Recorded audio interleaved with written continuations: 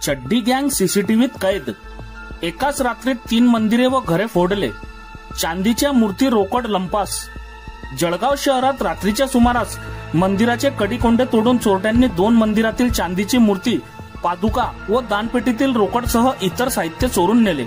तसेच 3ऱ्या मंदिरात प्रवेश केला, मात्र तेथे काहीही मिळून न आल्याने चोरट्यांनी पेन ड्राईव्ह लांबवला।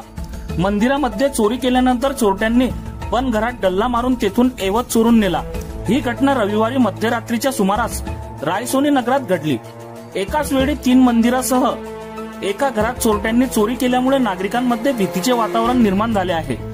सविस्तर वृत्त असे की जळगाव शहरातील रायसोनी नगर मध्ये रविवारी मध्यरात्रीच्या सुमारास एका पाठोपाठ 3 मंदिरांमध्ये चोरट्यांनी डल्ला मारला।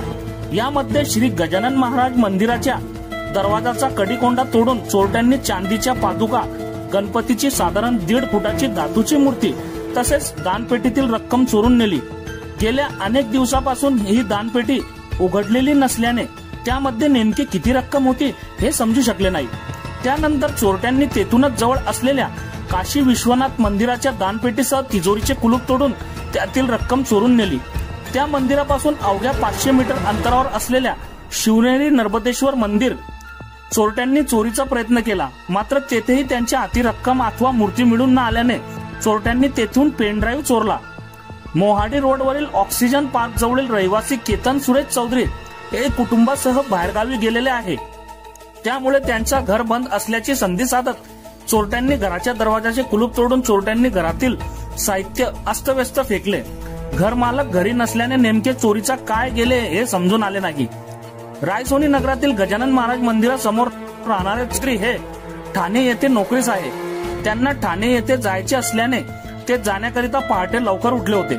त्यांना मंदिराजवळ 4 जण संशयास्पदरित्या फिरताना दिसताच त्यांनी आरडाओरडा केल्याची सुरुवात केली। चोरट्यांनी त्याची कुणकुण लागताच तेथे पसार झाले।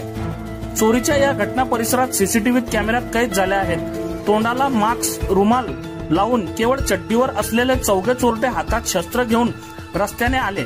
त्यांनी एका घराकडे पाहत जात ते मंदिरात शिरले आणि तेथे चोरी केल्याची सीसीटीव्हीत कैद झाले आहे। मंदिरातून निघताना एकाने चप्पल हातात घेतलेली आहे, तर एकाने कमरेला बांधलेली दिसून ते फुटेज पोलिसांनी हस्तगत केले आहे।